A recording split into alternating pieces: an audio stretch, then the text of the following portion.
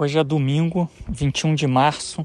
Quem fala é Dan Cava, responsável pela área de gestão da TAG Investimentos, e esse é mais um podcast semanal. O grande destaque aí da semana que passou foram as reuniões ou as decisões dos bancos centrais, tanto de Brasil quanto de Estados Unidos. Eu queria focar um pouco na abertura aí no começo desse nosso bate-papo, principalmente no que tange a decisão do Banco Central do Brasil. Depois a gente fala um pouco do processo de vacinação e da pandemia no Brasil, e a gente faz um fechamento aqui, um encerramento em relação ao cenário internacional. O Banco Central do Brasil, ele anunciou um aumento de 0,75 pontos percentuais na taxa Selic, que é a taxa básica da economia, saindo de 2% para 2,75%, e ele sinalizou uma alta de magnitude semelhante já para a próxima reunião do cupom daqui a 45 dias.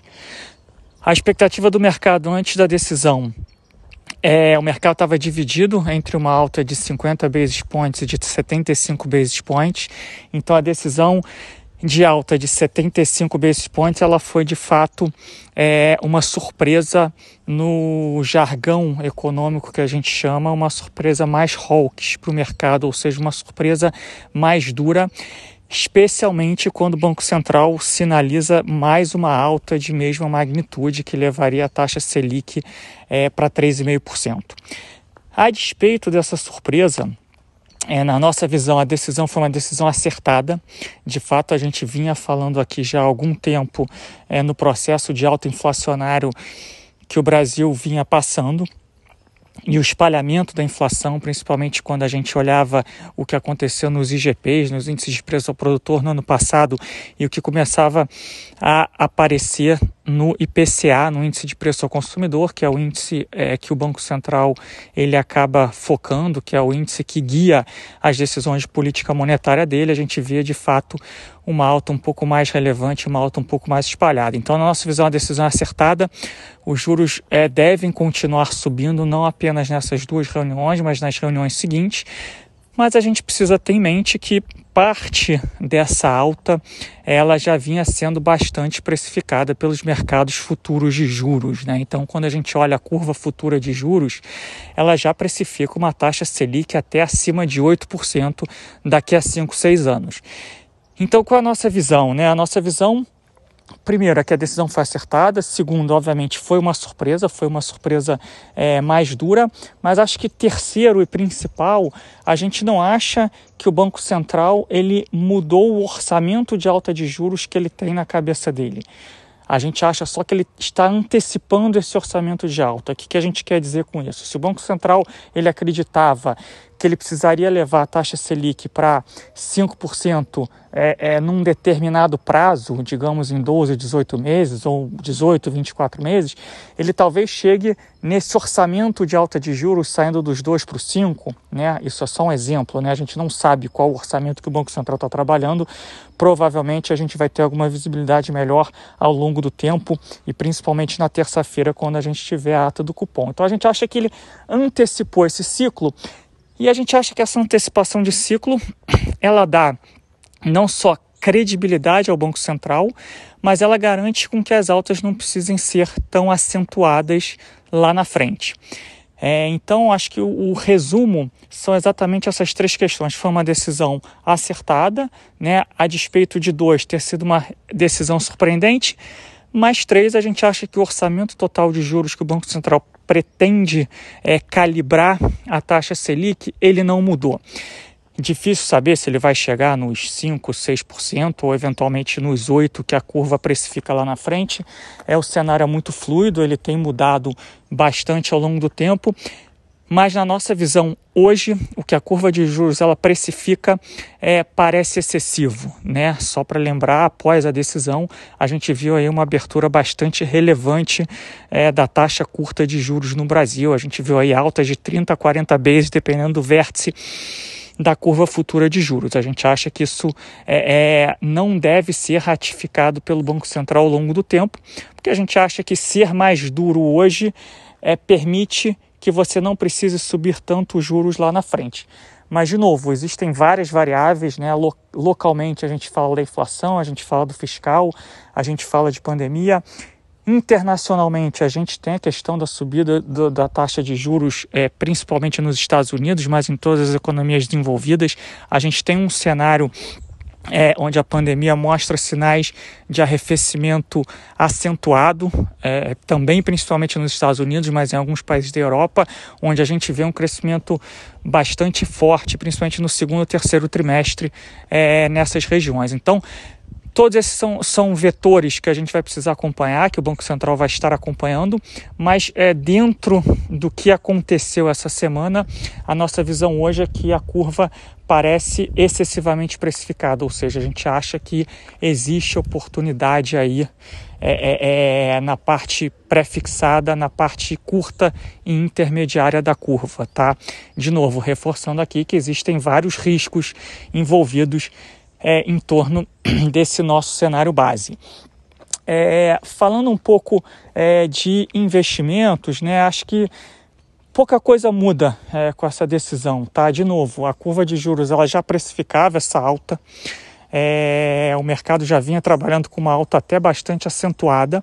O que aconteceu, na nossa visão, é o Banco Central trazer essa alta para frente. Então, a gente acha que o que vai mudar a médio prazo é que, obviamente, aqueles ativos atrelados ao CDI, principalmente ativos de crédito e títulos públicos, conforme o CDI sobe, eles vão se tornar mais atrativos, né? Antes, com CDI de 2, você tinha lá 120, 130, 150 do CDI é uma coisa.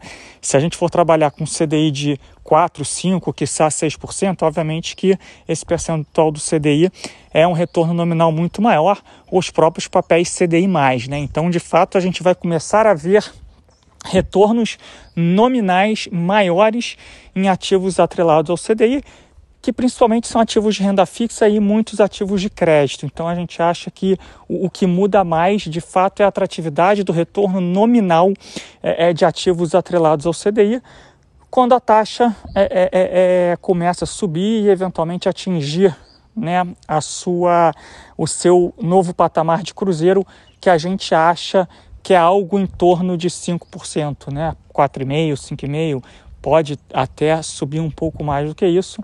Então, essa parte de alocação fica um pouco mais atrativa.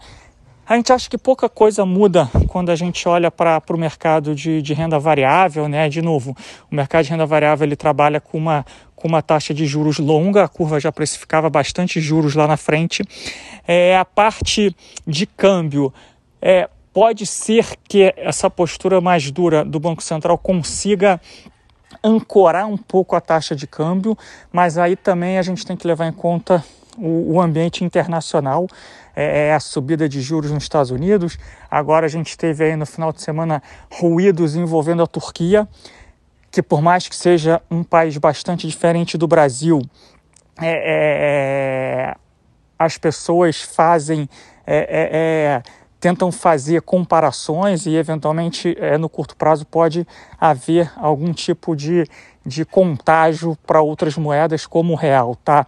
Só abrindo um parênteses, resumidamente, o primeiro-ministro turco, ele demitiu o presidente do Banco Central. O presidente do Banco Central ele vinha num processo de alta de juros, ele tinha acabado de subir a taxa de juros em 200 basis points para 19%.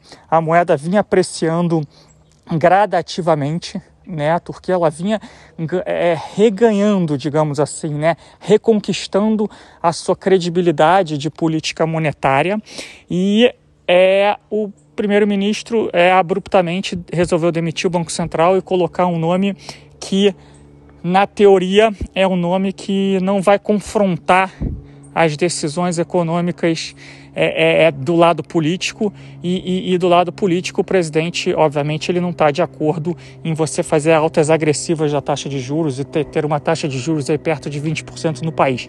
Então, obviamente que no Brasil hoje a gente tem um Banco Central independente, isso já passou pelo Congresso, a gente tem uma situação bastante diferente da Turquia em termos de reservas internacionais. Porém, a gente está na mesma piscina ali de países emergentes, sempre que tem um problema como esse, isso acaba afetando também o Brasil, então é difícil um pouco a gente falar do câmbio. Quando a gente fala do câmbio só do aspecto de política monetária, de fato, um processo de alta de juros é mais rápido, ele deveria ajudar a ancorar um pouco a nossa moeda. A gente viu isso acontecer ao longo da última semana, tá? Então, para a Bolsa, a gente acha que muda pouca coisa, né? Um setor ou outro, pode ser que tenha alguma questão pontual, mas muda pouca coisa, porque a curva futura já precificava isso. O câmbio pode ficar um pouco mais ancorado. E quando a gente fala aí de renda fixa, acho que a renda fixa vai voltar a renascer, né? O pessoal brincava aí que a renda fixa tinha morrido com a taxa Selic a 2, muito pelo contrário, tem bastante oportunidade, essas oportunidades vão crescer com um CDI mais alto, especialmente para ativos atrelados ao CDI, como ativos atrelados ao IPCA também já vinham apresentando em alguns segmentos do mercado bastante atratividade, tá? Dependendo, obviamente, do risco de crédito, do risco de duration, risco de vencimento e etc.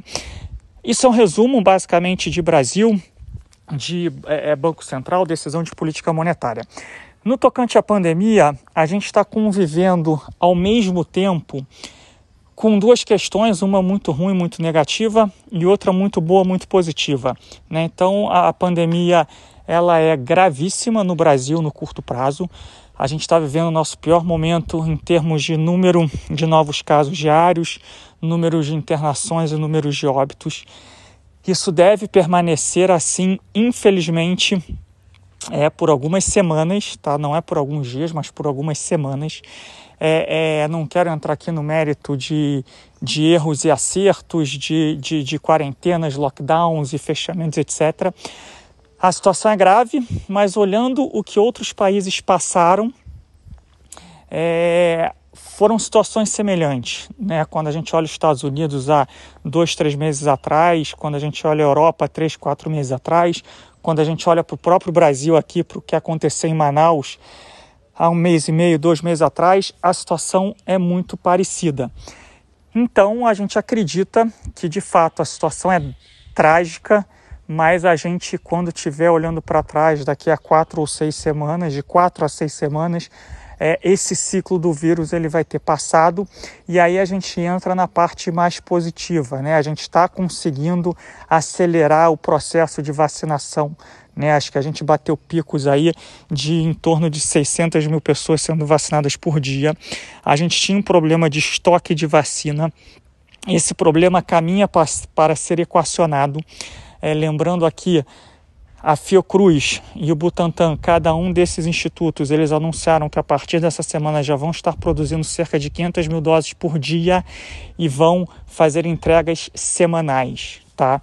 Além disso, eles têm a capacidade de aumentar essa produção para 1 milhão de doses por dia, cada um dos institutos. Então, a gente está falando de 2 milhões de doses por dia nas próximas semanas.